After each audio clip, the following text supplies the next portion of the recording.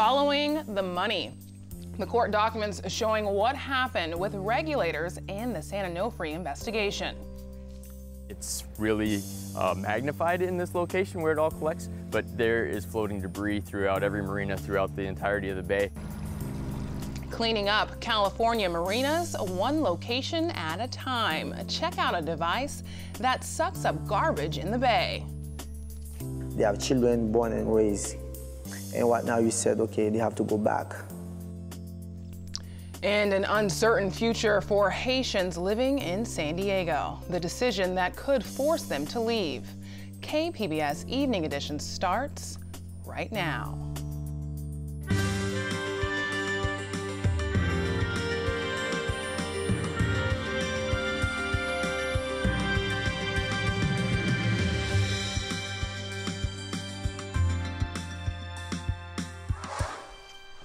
Good evening, and thanks for joining us.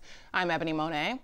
Calling it an issue critical to San Diego's economy, the Regional Chamber of Commerce is the latest voice to call for action to protect the dreamers. KPBS education reporter Megan Burks has more on how the business community is getting involved. The DREAM Act would chart a path towards citizenship for the hundreds of thousands of immigrant youth in limbo after President Trump ended a program in September that shielded them from deportation. A coalition of California's regional chambers of commerce urged Congress today to pass the measure before the end of the year. We support comprehensive immigration reform, but we also support the DREAM Act. We think it's incredibly important to the economy. A lot of jobs are taken by dreamers who we wouldn't be able to replace any other way. And we also think it's important for families. We're talking about 40,000 children who had no say where they were going to be brought or anything else. And just to deport them to a foreign country now, because that's what it would be for them, that's just not American. A third of San Diego's workforce is made up of immigrants, and they're responsible for about a quarter of the region's gross domestic product. The chamber says San Diego's congressional delegates are likely to vote for the DREAM Act. A more restrictive bill has also been considered, as has delaying any decision on Dreamers until early next year. Megan Burks, KPBS News. President Trump's executive order on sanctuary cities is on a permanent hold. The order was given by a federal judge in the Bay Area. January's executive order withholds law enforcement grant money to cities that don't fully cooperate on immigration matters. The judge in the case says the order violates the separation of powers under the Constitution.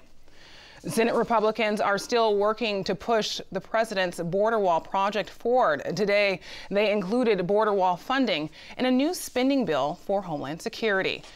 The line item calls for nearly $2 billion to cover border barriers and tactical infrastructure.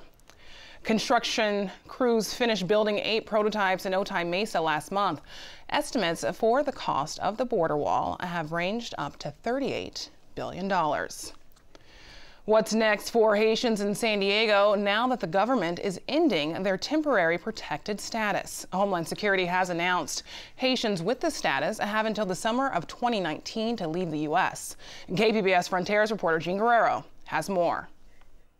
About 60,000 Haitians entered the U.S. in 2010 under a temporary protected status after an earthquake devastated their country. Jean-Élisée Durandis is a pastor at the Haitian Ministry of San Diego. He says the decision to revoke protections will affect at least 100 Haitians in San Diego. Can you imagine people living here for 7 years, maybe longer than that? They have children born and raised. And what now you said, okay, they have to go back. So, and some of the children, they are U.S. citizens. So it's a big decision, yeah. Homeland Security says the situation in Haiti has much improved since the earthquake. But Durandis says last year's Hurricane Matthew and continued government dysfunction make returning to Haiti an impossible prospect for most Haitians. Jean Guerrero, KPBS News. The president of CBS News says nothing is more important than ensuring a safe professional workplace. And that's why the network announced today it has fired news anchor Charlie Rose. He was also a contributor to 60 Minutes. This morning, Rose's co-anchors on CBS This Morning reacted to sexual harassment allegations. This will be investigated. This has to end. This behavior is wrong, period. I'm still trying to process all of this. I'm still trying to sort it out because this is not the man I know, but I'm also clearly on the side of the women who have been very hurt and very damaged by this. The Washington Post reports Rose is accused of sexually harassing 8 women from the late 90s to 2011. The alleged misconduct includes groping, lewd phone calls, and exposing himself. Rose has apologized for what he calls inappropriate behavior. PBS has halted distribution of Charlie Rose's interview show. We're also hearing today about a new harassment allegation against former San Diego Mayor Bob Filner. A congresswoman from Colorado says Filner made unwanted advances on her when he was still serving in Congress. Today we talked to SDSU Women's Study professor Huma Ahmed Ghosh about Filner, Charlie Rose, and if we're seeing a cultural shift in how these cases are treated. Yeah, I think CBS did the right thing. It's very, very important to remove somebody who's creating an unsafe environment immediately, and then, look into how that person can be rehabilitated or whatever else. This issue is not new. It's been going on since the beginning of humankind, maybe. And neither is it new. The Me Too hashtag and its popularity is definitely caught on and provided resources and means and ways for people to speak up. But we should not forget that historically we had some major cases with Anita Hill, which is almost 20 years ago, which did bring about some policy changes. On several occasions, Thomas told me graphically of his own sexual prowess. Because I was extremely uncomfortable talking about sex with him at all, and particularly in such a graphic way, I told him that I did not want to talk about these subjects. But it is a very hot topic just now that needs to be grasped and pushed in a direction where we can look at the bigger institutions that allow this to happen. And the perpetuation of sexual violence and crimes by people in power have to be contextualized through media, how media is portraying women, films, music industry, advertising. We cannot just talk of it, of this kind of situation in isolation, because then it will be a hot topic that disappears. So there's not just the internalization that you can be sexually abused, but it's also the guilt of naming a man whose career may be affected. So for me, what happened to Bob Filner transcended that. Even in a situation where he could be replaced by somebody with a different political inclination from what he presented, to me it was a situation of prioritizing violence, crime. We don't use the word crime. I want people to use criminal activity when they talk about gendered violence. And sometimes I say, if Charlie Rose is fired, maybe it wasn't because the leadership in CBS thought he did anything that was criminal, but maybe they were scared to keep him on. For me, that's good enough. It still sends a message, So we are going to have a rocky start, but it has potential, and hopefully the younger generation will learn from it. And I hope they will learn from it in ways that they can comprehend that it is part of inequality, it is a part of power hierarchies, it's part of exploitation that should not happen to anybody or anywhere, Not just women, but also race and social class and ethnicity, religion, all of that, yeah. More of KPBS's discussion can be heard online. A full interview with Professor Ahmed Ghosh can be heard at kpbs.org/midday edition. A new twist in the legal battle over the San Onofre nuclear power plant. A settlement required ratepayers to cover most of the cost of the closure. As KPBS North County reporter Alison St John found out, regulators applied for money to cooperate with an investigation and instead used it to block it. A Los Angeles Superior Court judge has released hundreds of pages of court documents related to investigations into how the San Onofre settlement was reached.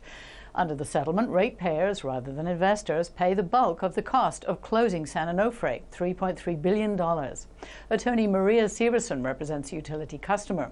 She's part of a lawsuit alleging collusion between San Onofre's owner, Southern California Edison, and the California Public Utilities Commission, or CPUC. She says the documents show the CPUC repeatedly resisted complying with search warrants. She says the agency has misused public funds granted to cover legal costs. The executive director went to the legislature and requested over $6 million on the stated basis that they would cooperate with the search warrants. These records show that that money was in fact used to block compliance.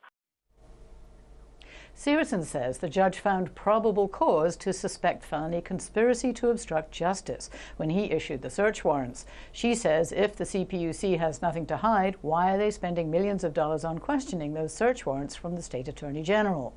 The CPUC says it has cooperated with the Attorney General's office through every step of the investigation and has only contested search warrants it believed were obsolete or based on false premises. In the KPBS North County Bureau, Alison St John, KPBS News. We could be weeks away from a major shift in how the internet is regulated. An outline was released today by the FCC commissioner on plans to repeal so-called net neutrality rules. The repeal would weaken regulatory oversight of internet service providers like AT&T and Verizon. Providers would be able to slow down access to content as long as it's disclosed to consumers. A vote is expected December 14th. The FCC board currently has a 3-2 conservative majority. For the first time in decades, tobacco companies will spend millions to air commercials on network television. But this time, it's not about marketing. It's the end result of a decades-long fight to warn the public about the dangers of smoking. Carrie Antelfinger has the story. Marlboro country is everywhere. Nearly 50 years after tobacco companies were banned from the airwaves, they'll be back in prime time. Right, taste the way you... But not by choice. More people die every year from smoking than from murder, AIDS, suicide, drugs, car crashes, and alcohol combined. The new ads are a result of a 1999 lawsuit filed by President Clinton's administration to recover billions spent on medical care for cigarette smokers. Today, on behalf of the taxpayer, we're asking the tobacco companies to pay their fair share. A federal judge ruled in 2006 that big tobacco had deceived the American public for decades about the effects of smoking and ordered them to publish corrective statements in newspapers and on TV. It took 11 years of legal wrangling over the exact wording. Cigarette companies intentionally designed cigarettes with enough nicotine to create and sustain addiction. They've created an ad that, frankly, isn't going to be all that compelling. It's, black type scrolling on a white screen with kind of the most uninteresting voice, you could possibly get. The TV spots, costing tobacco companies an estimated $30 million, will start airing at the end of the month and run for a year on the major networks. Anti-smoking advocates say the fact that media consumption has shifted dramatically since the ruling means the ads won't reach an important demographic. The audience composition of these networks now for under 24 is less than 5%. Because, of course, we've had a revolution. They're all watching YouTube and Facebook and, a million other places. Experts say it's better to reach kids and teens early. 9 of 10 smokers begin smoking before the age of 18. That's why many campaigns focus on a younger audience. Ellie Mixter Keller started smoking in high school and did it for more than 30 years. I remember very specifically was going to a family reunion and realizing that I was missing half of it because I was outside having a cigarette all the time. Knowing the health risks didn't make her stop. It was a combination of hip surgery, realizing she wasn't rebelling against anyone anymore, and missing out on life that ultimately made the difference. Quitting smoking is the hardest thing I've ever done in my entire life. This former smoker wasn't impressed by the new ads, but it will mark the first time tobacco companies are being forced to advertise on the deadly, addictive effects of smoking. Carrie Antelfinger, Associated Press. Advocacy groups are suing the streaming video website Hulu to provide better services for the blind. The lawsuit calls for Hulu to include an audio track that helps those who are visually impaired enjoy movies or TV shows. Those who brought the case say Hulu has ignored repeated requests. Hulu has not responded to a request for comment on the lawsuit. The rate of new hepatitis A cases in San Diego County continues to slow. The latest weekly update from the county shows 7 new cases. More than 500 cases have been reported during the outbreak over the past year. Of those cases, there are 20 related deaths. County officials plan to extend its declaration of a local emergency related to hepatitis A at a special meeting set for Monday. A new report finds California's uninsured rate has fallen to 6.8%. That's a record low, but as KPBS health reporter Kenny Goldberg explains, some 2.5 million Californians still lack health insurance. The Affordable Care Act took effect in 2014. Since then, California has cut its uninsured rate nearly in half. Despite that achievement, many in the state are not covered. The Census Bureau finds some 315,000 people in San Diego County don't have health insurance. Anthony Wright directs the nonprofit Health Access California. He says health plans remain unaffordable for many people. There are people who are making $30,000 or $40,000 who are eligible for hundreds, if not thousands of dollars of subsidies, but if they still have to pay $300 a month, that still may not be enough to make ends meet. California provides health coverage to all low-income children, regardless of immigration status. Wright says the state should consider covering all low-income adults, too. Kenny Goldberg, KPBS News.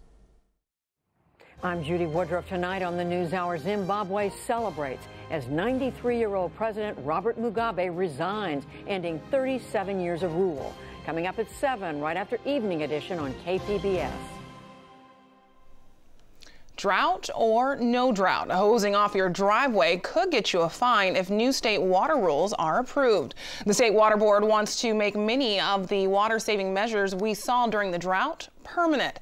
The rules include fines for hosing a driveway off or sidewalk and for not using a hose with a shutoff nozzle. So it's really a conversation about resetting some of the norms, rain or shine, in terms of how we treat water, quite apart from drought conditions. It's just being more responsible with water over time and just seeing that this precious resource isn't wasted. We don't want to be lurching from drought to drought. We do want to truly make conservation and efficiency a way of life for more stable local water supplies. Other proposed rules include a ban on using automatic sprinklers during rainstorms. The state is accepting public comments this month. Local water agencies should begin enforcing the rules by April of next year. A San Diego marina is field testing a new pump that could help clean up water in areas where boats dock. KPBS reporter Eric Anderson says the device has been tested at a handful of locations around the world, including a spot here in San Diego. This corner of the Cabrillo Isle Marina on Harbor Island used to be what General Manager Tony Reese calls a cesspool.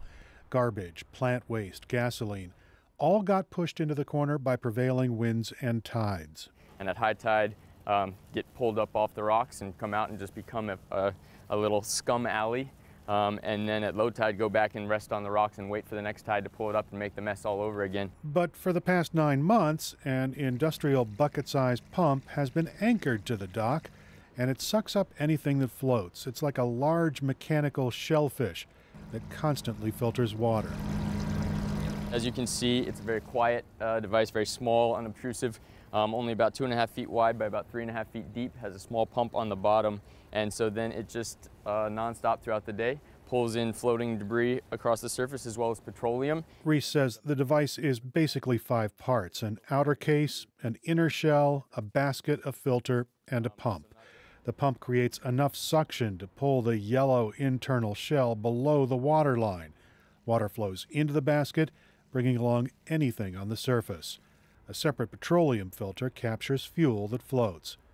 Reese says the device is located on the dock so the pump can be plugged in, and that allows it to run around the clock. It's really magnified in this location where it all collects, but there is floating debris throughout every marina, throughout the entirety of the bay, and throughout the ocean.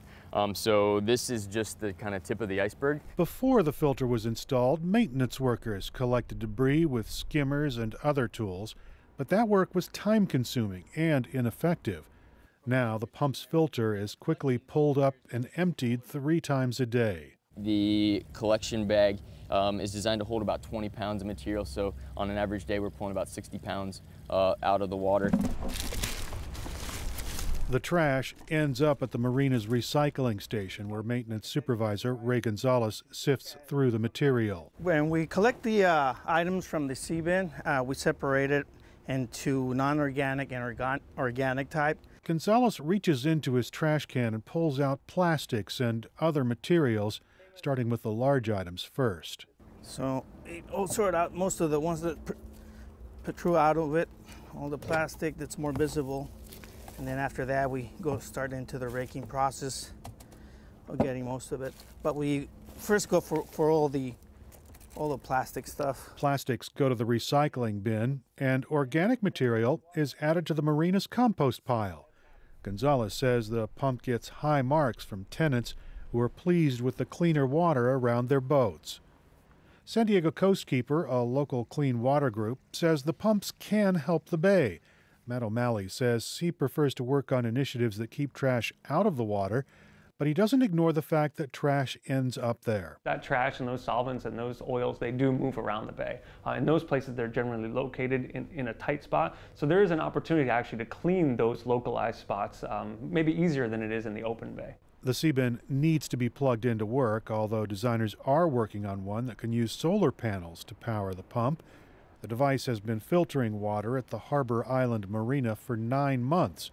That trial expands to marinas in other California cities this month. Eric Anderson, KPBS News. Californians who want to repeal the gas tax hike will soon be gathering signatures. More than half a million people will need to sign on to the petition to force a ballot measure next year. The proposal not only repeals the current gas tax, but will require future gas tax hikes to be approved by voters. Several cities and businesses oppose the measure, claiming that funds from the gas tax have been helpful with statewide road improvements. Air travelers need not to worry this holiday season, says Lindbergh Field officials. Construction on repaving the runway began this month. Airport staff say the airlines and cargo carriers have adjusted their schedules around the construction. It's a $20 million project that could take up to a year to finish. Work on the runway is done during the overnight hours. Flights arriving after midnight will be diverted to nearby airports. Tomorrow is one of the busiest travel days of the year, and it will be a hot one in San Diego, with temperatures in the 80s or 90s, depending on where you live. Erin Calandra has a look at tonight's forecast. We're under a very warm and dry spell throughout this whole week. Our regular temperatures, normal temperatures for this time of year, should be around 68 degrees. We're going to be well above that throughout the whole entire week. So taking a look right now, satellite, nothing is going on. It is quiet and it is beautiful. We have plenty of sunshine out there. To the north of us, we are seeing some storms, and up through northern California, a couple of spotty showers, but things are dry as a bone down here. Tonight, 59 degrees for our temperature. It's going to be nice and clear, and that's really going to be the story throughout the next couple of days. Oceanside 48 degrees, Poway 57, Chula Vista 57 degrees, Ramona 53, and Borrego Springs 57 degrees for our overnight lows. So we have this high pressure system in place that's making it a bit cool to the east, but it's also keeping us dry, and we have this warm flow coming in out of the south. So we're going to have lots of sunshine, and temperatures are going to be record challenging over the next couple of days. We're not going to see record breaking temperatures here in San Diego. To the north, like in LA, they're going to have record-breaking temperatures tomorrow and also Thursday. For us, we're just challenging it. So tomorrow, Poway 95 degrees for the high, San Diego 84, Oceanside 86, Borrego Springs 89, and Mount Laguna 73. Again, our average temperature this time of year is 68, so we are way above that. Here we are along the coast. It's going to be warm through Thursday, and then Friday we start to cool down. That system to the north of us, it's going to be pushing some cooler air to to the south. We're staying dry, but temperatures will drop slightly. Saturday 75 and Sunday still above average at 75 degrees. Inland, it's going to be nice and hot and sunny. Through Thursday, we're in the 90s, and then Friday through Sunday, we're in the 80s. In the mountains, that's the cool spot. We're in the 70s through Friday. Saturday, we do drop down to 69 degrees, and it's going to stay sunny and dry. And then in the deserts, Thursday, 91 degrees. So certainly a hot day for Thanksgiving. Friday through Sunday, we're in those mid to upper 80s with beautiful sunshine. So no travel delays here if you're heading out for Wednesday for Turkey Day travel through Thursday. No problems. For KPBS News, I'm Erin Calandra. Now here's a look at what we're working on for tomorrow in the KPBS newsroom. On Morning Edition, how things have changed at the IRC since a KPBS investigation into refugee housing issues. And on Midday Edition, it's Turkey Talk. Chef Bernard from the Marine Room is taking your calls and questions. That's tomorrow at noon on KPBS Radio. You can find tonight's stories on our website, kpbs.org/evening edition. Thanks for joining us. Have a great night.